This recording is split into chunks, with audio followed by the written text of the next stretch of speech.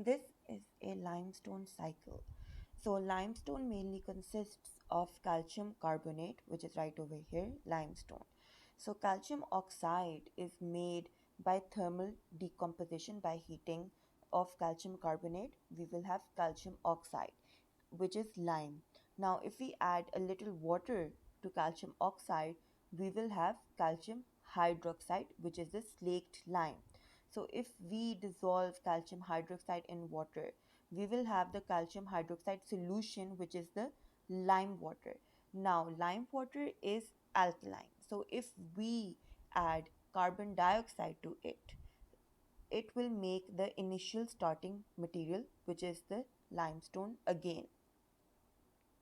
So, some of the uses of limestone are that it is used in the manufacture of iron and cement. It is also used in treating excess acidity in soils and lakes, and it is used in lime mortar and in flue gas desulfurization.